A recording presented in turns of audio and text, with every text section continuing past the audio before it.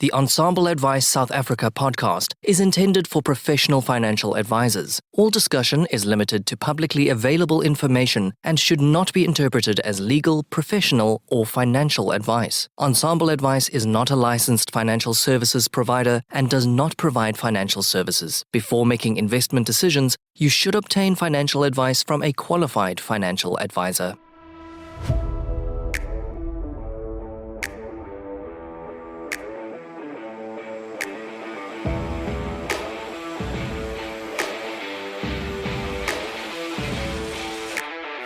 Hi, I'm Louis van der Merwe, Certified Financial Planner.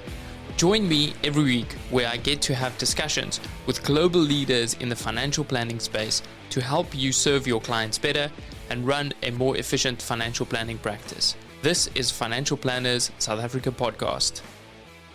Portfolio Metrics is thrilled to bring you this podcast in support of our common passion for people and the evolution of wealth management. Our global business links precision investment management to expert financial advice through partnerships and technology. Portfolio Metrics is an authorized financial services provider. ComSpace is a revenue management solution developed specifically for independent financial advisors. It is a web-based application that tracks, allocates, and manages advisor revenue. The system seamlessly reads commission statements from financial institutions and can address any permutation of commission splits. ComSpace provides mind-blowing, out-the-box revenue business intelligence and analytics, along with super flexible reporting to effectively manage and grow your business. Welcome to another episode of Ensombl Advice South Africa. Today I have with me in the studio yet again, Francois du Toit. Francois was the guest all the way back on episode 21. And if you've listened to it, you will know that Francois is a creative at heart, someone that loves tinkering with anything new, but also someone that's pushing the evolution of financial advice forward. Francois, thank you so much for joining me. Yeah, what a pleasure to be back, Louis. Really appreciate it. It's not often that one gets to make a comeback, and I'm going to take it with both hands today. You are allowed to rectify anything you said on the previous show, and we can revisit that. But I want to talk a little bit about skills other than the normal things that we expect a financial planner to know. You know, the technical stuff, going through your education, maybe obtaining your CFP designation. And now I think almost everyone is probably aware of the fact that they need the human side, right? They need to have a little bit of skills around self-development and maybe even coaching. But a skill that's neglected, in my mind, is talking about, number one, the creative process, but also getting comfortable creating content, sharing information. And that might be speaking, that might be creating different forms of content. You have now created for the third year the Speaker and Influencer program, which I'm very excited about. But rewind a little bit. Tell us the story behind why this came about and what kind of led you to building this. Yeah, and Louis, I wish that I could take the credit for coming up with the idea for this program. I'm very good at recognizing when something is of extreme value and something that's very much needed and something that could really change lives. So that's more my superpower. But the brainchild or the person behind this brainchild is actually Adam Owen from Next Gen Planners in the UK. And when we sort of started, talking to one another a few years ago, he mentioned this, and I just immediately said to him, but whoa, tell me more. And as he then shared with me what this was about, I said, look, we've got to bring this to South Africa. But then also, on the other hand, I knew this is going to be a big job, and somewhere by chance, Razan Oosthuizen from Profile, me and myself got talking, and we then became the hosts for the first time that we brought it to South Africa. And from there now, we are really the South African face for the Speaker and Influencer program, the International Speaker and Influencer program. But I think, the whole idea was just born from, I know that when I was at school, there's nothing that you could do to get me on a stage and talk to a group of people. For a long time in my career, I didn't want to do that. And just, speaking to somebody that I don't know well even was a challenge. And it was really something that I think for me was a big, I won't say a challenge, but it's definitely something that made me very uncomfortable. Then in about 2010, I think it was around about 2010, I worked for a product provider here in South Africa. I worked for them for quite a long time. And I was branch manager, and they then had these sessions that they wanted to roll out across the country, where the branch managers got all of their sort of the advisors that we looked after together, and then had a uniform message that we wanted to deliver to all of them. So as part of that, I had to go for speaker training. And that really is where call it the bug, started biting me to say, but this is really an incredible skill to have. And it's an important skill to have, because it's not so much about getting up and being able to talk. It's more about crafting your message and being able to deliver that message in a way that's memorable and that actually gets people's attention. But I think more to that is to get them to take action on the other side of it. So that's where it was born. So many, many, many years ago. So, Louis, when I saw this from Adam, then I said, like, this has got to come to South Africa. And I'm very happy that he said yes.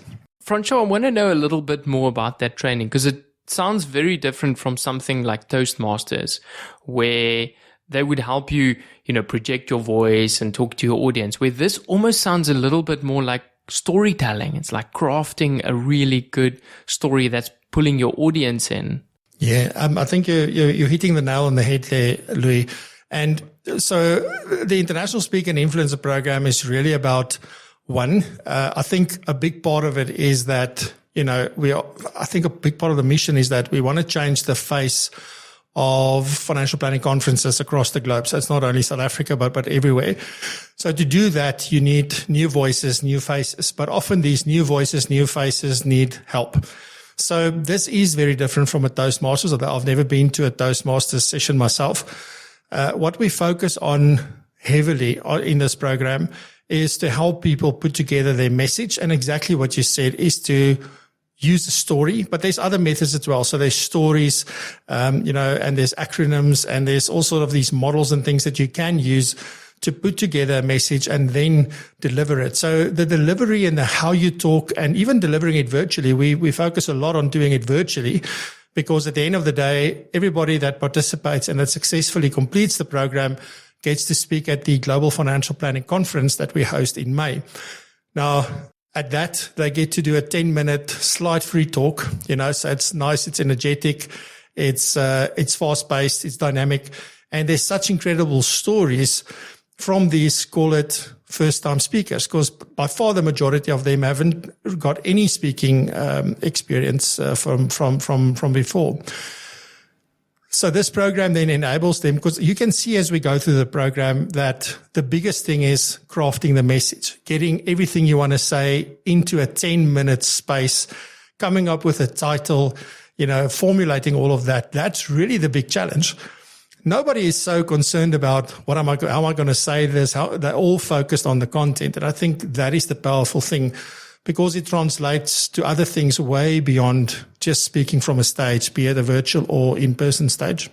How are you positioning the value of this skill? Because if I think back to my early days in my career, I probably didn't expect that I would have to do presentations in front of groups, maybe talk to employer groups around some benefits. And it's something that I think has always excited me, yet I didn't really know that that is a skill that was required to become a financial planner. Is the same true here, where you're planting that seed for someone to work on it? Because even now, like if I look at the podcast, 85 episodes in, I've worked on the skill. It's not just something that I could say, oh, I've done one and, now I've kind of mastered it. It's really a kind of evolution. So are you seeing this as the kickoff of building that skill, or is it just getting someone a taste of what it feels like to present? This is the thing that, look, I mean, I guess on the other side of this program, somebody's going to feel like, no, I was right. It wasn't for me. We haven't seen that really yet. So it is possible. But most people, and this is something I realized in December, Louis, I was just paging through LinkedIn and I just saw all these people that in the last 2 years went through the program. And this one is speaking on the radio. That one is on TV. This one is hosting events. These ones are doing webinars that they've never done before. And in that moment, I realized like what this has done, because many of them I had to have discussions with and say, you're not pulling out. You're not giving up. You're going to see this through. I see the talent. I see the potential. You've got to keep going. So many of them. So everybody goes through that and they get overwhelmed and they get stressed because it's quite an intensive program. But then that's where that, I don't know, Louis, like if you've ever done something for the first time and as you finish it, you go like, you look back and you go, I'm so glad I saw it through. And that's exactly what happens. And that is the kickoff point, really. Once they've done it for the first time, then they go on like, what else is possible? And then they start doing it more and more. And I've got a very good sense of what you're talking about. The first episode to the 85th episode, it's, you learn every single time. There's something you think like, I could have done that. I should have done that. So it's a forever learning process. But I think, this is merely the spark that many people need to take their message to the world. Because the one thing is, most people have got a message in their heart that they really want to take to the world. But sometimes they just don't have the courage to do it. And other times they think, what are people going to think about me? And this program helps you overcome that in a big way. Almost like it's some kind of commitment device to say, you've signed up for this. It's like signing up for a race, right? We're going to help you train. And when you've finished any kind of running race, especially the big ones, you tend to say, I'm never running again. But 2 days later, you start planning the next race. It seems to me as if this is very similar. Share with me a few of the emotions that have come up for people in the past that have done this. You've mentioned that you've had to kind of motivate. Is this what you expected when someone signed up to say, I actually want to do this? Because they're doing this voluntarily, right? You're not forcing them to do this. Yeah, so maybe if I can start off with what the process is. So this is a fully sponsored program. So you don't pay to go through the program, which in itself is a problem because, when you get something for free, then sometimes, it's not as valuable to people. But we go through a rigorous application process to try and make sure that the people we select, and there's only a select number of seats available every year, that they are the ones that we feel have got a message. They are the ones that are most committed, and they are the ones that will see it through when things do get tough. And I must say, over the last 3 years, by far the majority of people saw it through. Every year there's something that happens. We've had people get very sick and things like that.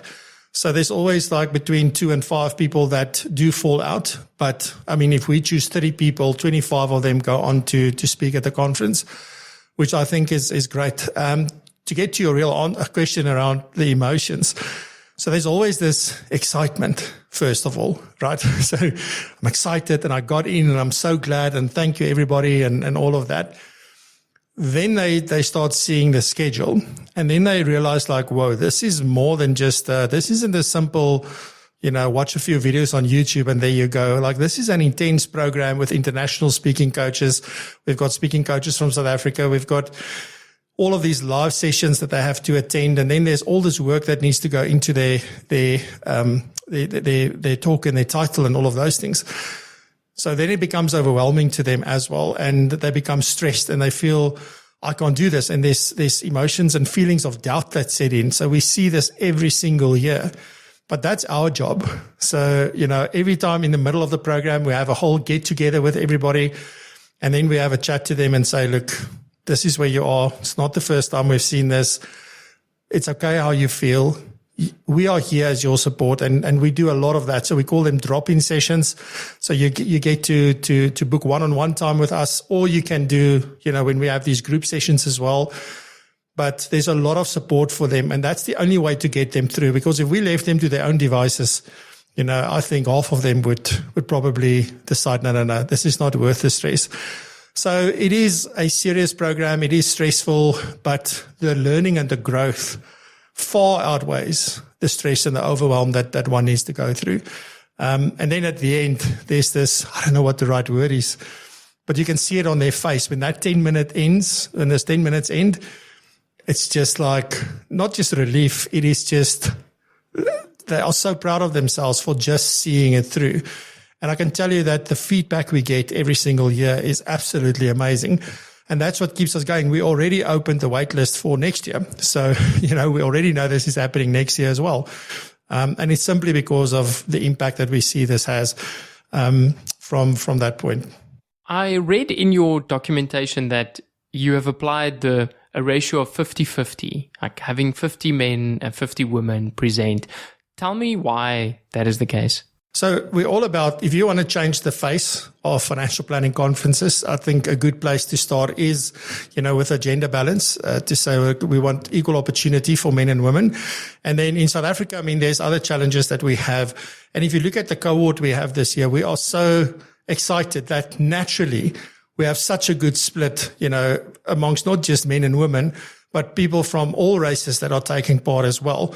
So we're really, really proud that this program is helping to drive diversity as well and giving people the opportunity. Look, the one thing that I will never do and something that I stand for, and I'm proud to say that, is that we don't just hand out opportunities. You've got to commit. You have to put up your hand. We'll create the opportunities. We'll make it available to you. But you need to, first of all, put your hand up. And secondly, you need to do the work. So that's the only basis that we decide on. And it's quite an interesting process because we've got this application that people need to write in. So there's a few questions. Then we anonymize those questions. And there's a panel of 4 that we only look at the questions. And then each one of us independently rate whether we think somebody should be considered or not.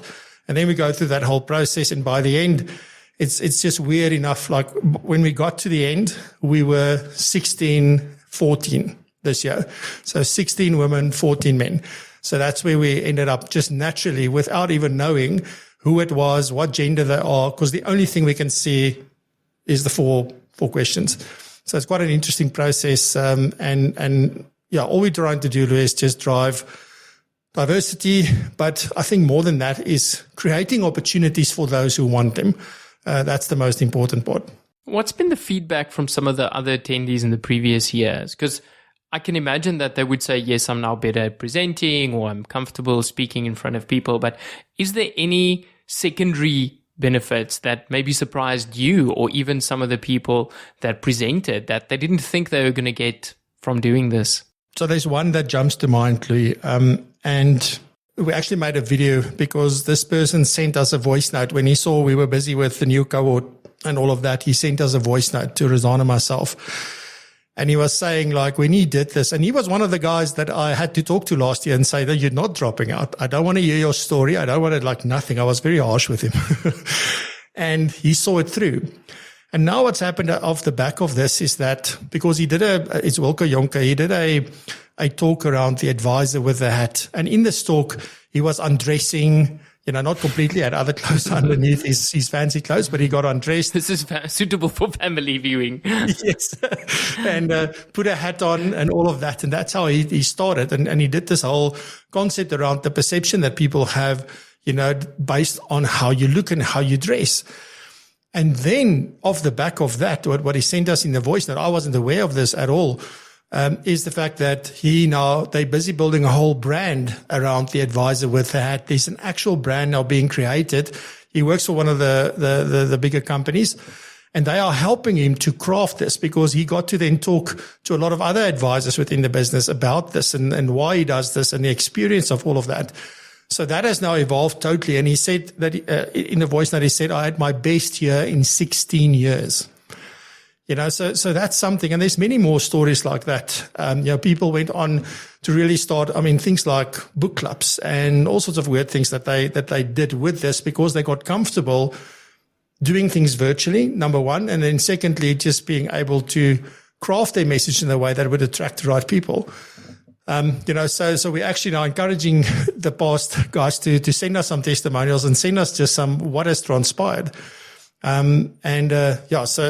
Wilco's one is one that really stands out for me at this time. And it was something that I didn't foresee. I didn't go like when he was doing his talk, this is going to be something. It's something that just happened. I think nobody thought that would even be possible. Wow, Francois, I've seen when people can actually exercise that creative muscle, that something new is created and they almost get energy from that. And you're allowing them to do this. But in the same breath, you have done this in your personal life. That's how you are making a living now. Your YouTube channel has many, many viewers, and it's a massive, massive commitment. Are you sharing a bit of your own personal story? Say, hey, this is what I'm doing, and this is how I'm, creating my creative expression or platform? Yes. So I actually was one of the coaches this year. So previously I wasn't. This year I was, and I specifically talked about connecting with your audience virtually. So talking about the virtual connection. And it was a very practical session to say, simple things from the technical stuff to the how do you connect with the camera and make sure, and how do you connect and engage with the audience and all of those things. So it's taking what I've learned, and I'm by no means thinking like I've got it all figured out, because every week when we do the show, I go, should have done this. I forgot that. And some weeks you're just not on your game, and then you press the wrong buttons and all sorts of things are happening. But it is that I think what we've learned is sort of what works long term, and what are the things that matter, and what are the things that people will engage with, and what do they want to listen to, and what makes it easy for them to consume the content, whether it's being live and listening to something, attending a webinar, attending, a talk that somebody is having, whatever that situation may be. We try our best. And I think where most of that comes out actually is in the drop-in sessions, because that's really where people can come and ask questions and they pose their specific situation to us. And that's then where we get the opportunity to give input and feedback and sort of use what we've learned, because both Rizan and myself have gone through this program in the first year as well. So we're giving back a lot from that perspective as well. And it's just, continuous. I think it's about having the courage to try. We don't all have the answers. And by the time we figure something out, there's something new happening again. But, we keep going, we keep learning, and then we share that knowledge as much as possible. We tend to look at the people that have put in, all the work and all the training and all the effort, and we expect to just jump in there and say, oh, if I could only do it that way, or if I could only have so many subscribers or so many listeners. Yet they didn't start there. They went through this journey and people supported them. And I really like this concept of what you're saying, is that the work happens in the drop-ins and in between the sessions. It really reminds me of financial planning and even coaching to a certain extent, where we see the value being unlocked in between the sessions. Like, what is there that you think we can maybe enhance that? Is there reflection exercises or journaling, or do you think there's tools that we could apply both to your speaker and influencer program, but also to our financial planning clients to squeeze out a little bit more value in between sessions? Yeah, so I'm going to give a very, very unpopular answer, because most people dread this and most people don't do this. And in fact, they profess that they never, ever do this, specifically people who are already experienced in speaking. And that is, I think one of the best things I did, and where I learned the most, I learned a lot on speak and influence. I learned a lot from speaking to people like Adam, for example. But where I learned the most was watching my episodes afterwards. But not watching, could say, Francois, you say, Oleg, and, all that stuff. I looked at it from just listening. What was I saying? How was I saying it? There was a time where I said, a lot. I now do it less, but I now have the words like so and like, that I now put in there. So there's consistently, unless I listen to these things, you don't pick up on those. And it's also a lot less confrontational if you listen to yourself and you pick up by yourself, because it's so easy when you listen to yourself to find out, can do that differently. I see I do this over and over. Something you never realize while you're doing it, only afterwards. There's so much value in that. And it's much easier than, for example, Louis, if I were to send you something and you were to critique it and tell me, you can do this better, you can do that better, look at this, look at that. It's much simpler and easier to just, when you recorded something, just go back and listen to it. Because that's, just think about like sitting with a client, whether it's virtual. I mean, most people would anyway record those today. So you listen to that, what you explain to the client, whatever part of the process it's in, whether it's an onboarding part or whether it is gathering the information, sort of connecting with the client, asking questions, gaining that deep understanding, or then presenting what you think the client should do. All of those different things, if you start listening to what you're saying, you're definitely going to pick up on things that you think, that doesn't sound so great. Or maybe can't I do it in this way? And then you try that and you listen to it again. So yeah, many people say they never ever listen to themselves ever. But I still believe that's one of the most powerful ways to better yourself from a presentation point of view. Francois, just to clarify, that's after your episode has gone live, or after you've presented, or after you've had your client engagement. Then you would say, I can't fix what's happened, but I can learn from this experience. There's something that you are listening or looking at specifically, or does it just jump out at you? It literally jumps out. Because once you do something over and over again, it will be a habit, but it's an unconscious habit almost, the things that we do and the way that we speak. And it's okay to say, when you're thinking. If you do it, too much, for example, or some things that I've often picked up on is that I explain certain concepts. We have a way of explaining specific concepts always the same, in the same manner. And then that starts jumping out of you because you keep hearing it. And then you start thinking like, no, but there must be a better way, or there is a better way, or you know what, that is spot on. Like, I just need to keep doing that. So it literally jumps out at you in my experience. Like, it's always here's something that's glaringly obvious that I need to take a look at. As you said that, I thought to myself, maybe it's helpful to have a set of stories for clients, right? Things that we do over and over and stories that we tell over and over, but maybe something that has been crafted in a specific way to hit home with a client or to hit home with an audience. And that's very much what you're doing here, right? Yeah, but I think the important part of those stories is, who does it depict as the hero? Is it me? So am I the hero taking people through Speak and Influencer? Or is it the person doing and completing Speak and Influence really the hero and I'm just the guide? So I think, yes, absolutely, we should have these stories. But we need to be very cognizant of who we place in the role of the hero, and that should be always the client, because there are other clients like them who have gone through the journey before them, and we need to say, this is what they did, and this is how we help. So we just support, for example, and you can have a very nice story around that. And in fact, I guess the story doesn't even have to be true, because the most powerful picture you can paint in someone's mind, and this is something that Adam taught me, is the picture in your mind is so much more powerful than any picture I can show you. So if we are able to really describe things well, whether it's a true story or not, that doesn't matter. It's about bringing home the concept and bringing home the message and getting people to take note and then to take action afterwards. But I think there's also a big part to that, Louis. I think the one thing we must be careful of is that we're not the ones talking all the time. There needs to be engagement. And for me, engagement means meeting of the minds. It's a bilateral conversation. The client is physically applying their minds to the situation, asking questions as well. So it's not a conversation or a story driven from just the financial advisor side. It's definitely engagement is a very important part of that recipe.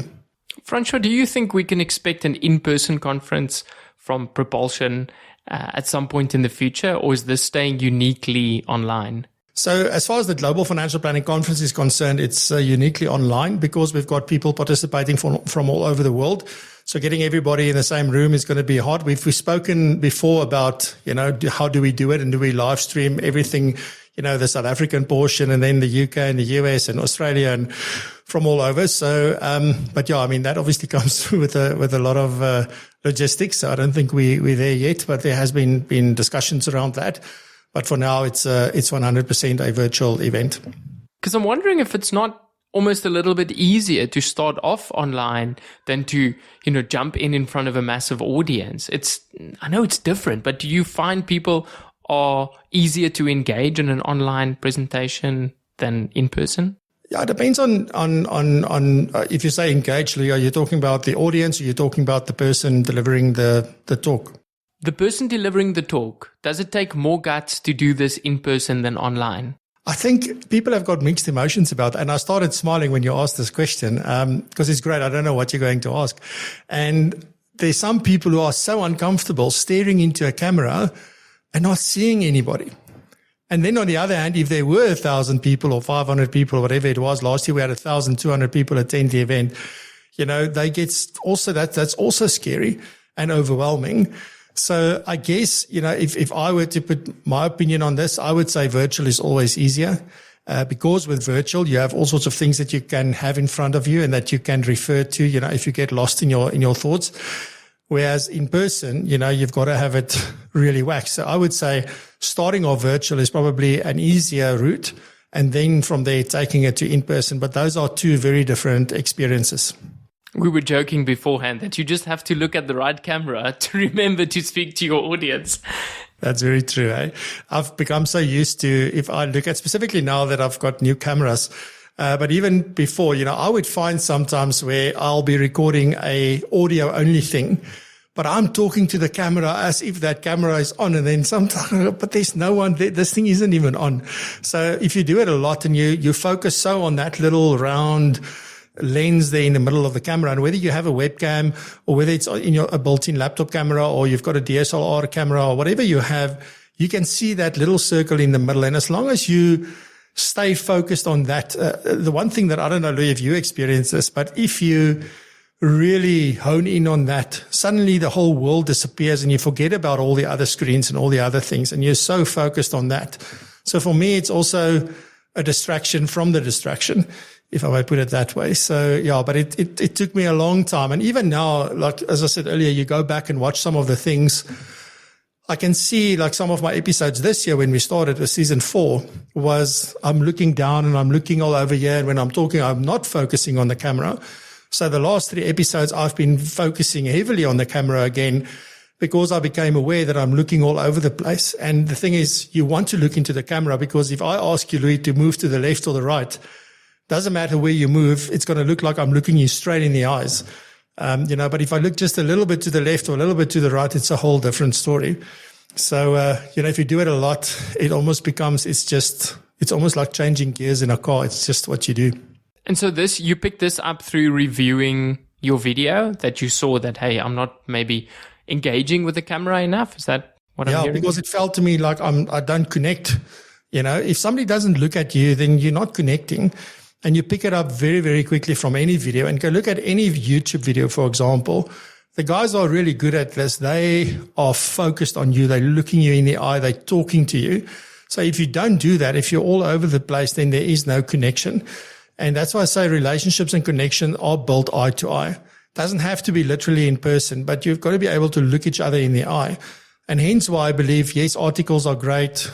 Audio is great. But video at the end of the day is the thing that makes people feel over time like they know you, because we look each other in the eye, basically, even though all I can see is a little glass with a hole in it.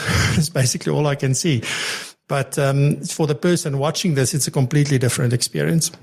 Francois, for someone that's maybe now comfortable doing online meetings with their clients, so I'm thinking financial planners and advisors that really want to up their game, like, what has been the most valuable investment in terms of a piece of technology or a training course to up your game when it comes to virtual meetings and conferences?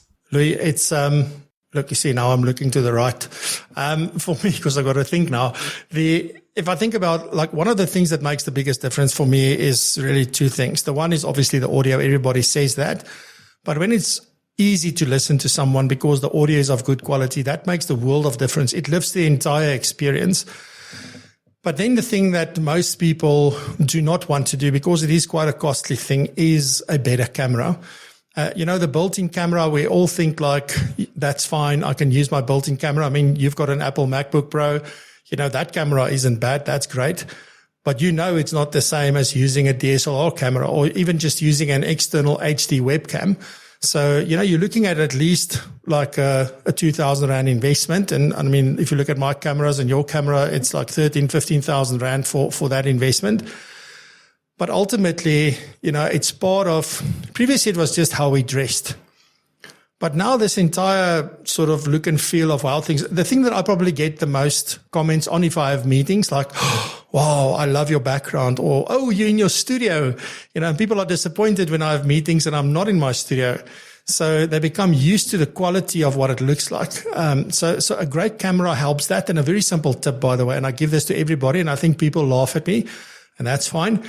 but clean the lens of your camera every single time before you have a meeting. That is probably the biggest tip that makes the biggest difference to the quality of your video, because as soon as you don't have sufficient light, then those little dust particles and things really degrade what it is that you can see on camera. So even if you don't want to buy a proper camera, at least clean that lens every single time. But I would say, at least a normal webcam, like Logitech. I love Logitech. So their HD webcams, 1080p webcams are great. Francois, I want to add to that because I've had a few client meetings where it almost felt like the client felt uncomfortable because they saw the microphone or maybe had headphones on, and it felt to them as if they're in a recording studio, which they maybe didn't expect. And so I've been trying to sometimes tone down things a little bit. So just to accommodate the client, I know your type of engagements might be slightly different, but has there been a time where you felt the technology or the actual gadgets were an interruption or a hindrance in the conversation? Louis, yeah, so it's funny that you mentioned that, because in the last while, I'm now busy looking at getting monitor speakers that I can run through my setup, because everything's got to be connected in the right way so that you don't get feedback without headphones. The biggest reason why I wear headphones is that there's no echo or picking up other sounds, etc. So I've become acutely aware that if I just want to do a talking head video, kind of thing where I just want to talk, but there's no real, like you and I have a conversation, so both of us are wearing headphones maybe or whatever. In that case, I think people expect it. But what I found is that specifically if I want to reuse the content, it just doesn't look, I almost feel like people, it's just a webinar, because as soon as there's headphones, it's like, this is a webinar. Instead of saying, well, no, this is a proper, let's say, informational, educational video like we do, and not having this. So you'll see we recently released some stuff on LinkedIn where I wasn't wearing my headphones, but I can only do that if I'm not talking to someone. So I think you touched on a very valid point to say, you know what, sometimes all of this is distracting, maybe not intimidating, but definitely distracting to the person on the other end from that point, because they don't necessarily, what is the right word? They don't go out to make things better or to have this kind of setup. I mean, this is really when you're really into content that you'll do this. But the normal client on the street would not necessarily do that. So I think, very important that one takes note of that and then see. I still believe it's almost like dressing one level higher, but not 10 levels higher than the client. So this is the new dress one level higher, I would say. Yeah, you don't want to be rocking up in your tuxedo and the client's expecting to go to the beach. Yes. Is that still relevant to dress one level higher than a client? Is that something that has resonated with you? Yes, it is. It is an interesting thing, Louis. So, I mean, you can ask a lot of people that have had meetings with me recently. I rock up in my shorts and my PROpulsion shirt, and that's it. This is the way I dress. This is the way I work. The only time I dress different is if I MC an event or I have to speak on stage. It's the only time where I'll dress different, and I will ask what the dress code is for that event and then dress accordingly. I had an experience last year where somebody said they would not refer other people to me because, and when we dug deeper into that, it was because of the way I dressed. They expected, because it's something that's very important to them. So you have one or two of those people in the audience, and then for them, it's an issue. So one needs to decide, like, I am who I am, I dress how I dress, and then if there's one or two people who doesn't like it, then so be it. Or do you try and make everybody happy, I guess, is the question. But there is a limit, I would say, about how we should dress. I don't think it's as important. I mean, take Wilco's story with the advisor with a hat. There's stories. I listened to a podcast of a guy in the UK that started his own firm, has tattoos and all sorts of things that were taboo at his previous employer. And he's got loads of clients. It's just like you attract the right people if you just are authentic. And by the way, being authentic is a big part of that session that I did for everybody, because I think that is really my strong suit is around that. And not just authenticity, but being vulnerable and being open and honest and so forth in these discussions. I think those things weigh much more than the way you dress. This all ties into what you see is what you get, right? Like from this brand, I can expect consistency, I can expect good quality, and I can expect a great message, which is what you're tying in with the speaker and influencer program. Francois, for anyone listening and they might be keen to join in on this, number one, is there still available spots? And if there is a few, how do they go about applying for this? Yeah, so this year's program is already running. It runs from February until May, but the waitlist is open for next year. So what happens is we opened the waitlist last week, and you can simply, there's a website, financialplanningconference.global, and you can go there, register your interest, and then in September, the application's open. So everybody that joined the waitlist, we'll send all the details of how to apply and the application forms and all of those good things. And then from there, the process runs. By December, we announce who got in. And then the program starts in February every year. So this year is full, but next year, if you're interested, then join the waitlist. And if we want to view these presentations, like where do we go? Yeah, so we're selling tickets to the Global Financial Planning Conference. They're 349 Rand a ticket, and it's all on our website, so propulsion.co.za/GFPC23. So that's for Global Financial Planning Conference. Or if you just land up on propulsion.co.za, you go to events and you'll see the Global Financial Planning Conference there. It explains exactly what it's about. We announced all of the speakers that are going through the program at the moment. And then also you can book your tickets there. And whether it's group bookings or individual bookings, whatever the need is, you can all do it through the website. Francois, I do want to mention to you that it's happened a few times now where I've Googled someone's name and you know what comes up? An interview that you did with that person maybe 3 or 4 years ago on your YouTube channel. And it's so wonderful to see how Propulsion and the work you're doing is becoming a household brand for financial planners and just moving this profession forward. Yeah, it's a bit of a passion and maybe a curse on the one hand, because I said to somebody yesterday, Louis, that it was yesterday, the day before, I can't remember now, like somewhere, because I have many conversations even on the weekends and stuff with people, and I was just saying that it doesn't feel like work, so it means that I never stop, because a lot of people say, like, do you ever stop? Maria-Annette Whitehead interviewed me on Friday, and her first question was like, do you ever stop? And it doesn't feel like work. So it's a blessing and a curse from that point, because sometimes I do run out of steam, but I'm very grateful and blessed that I, because when we started doing that, I mean, I've been around now for 2.5 decades. It's been an eternity in my life, but it's only since we started the show in 2020 that people are becoming more and more aware of what it is that we do. And for that, I'm very grateful and I'm very humbled by that. And still, till today, there's a lot of good things that I can share with you that has happened off the back of that. But at no point can I really go and say, you know what, we did this and then this happened and this, we did this and this happened. It's all just how these things magically all work together. And, if there's one thing that we want to do as Propulsion is just, we just want to give people, and specifically financial planning professionals, a place to belong, because we find that they're very alone, and we all know that.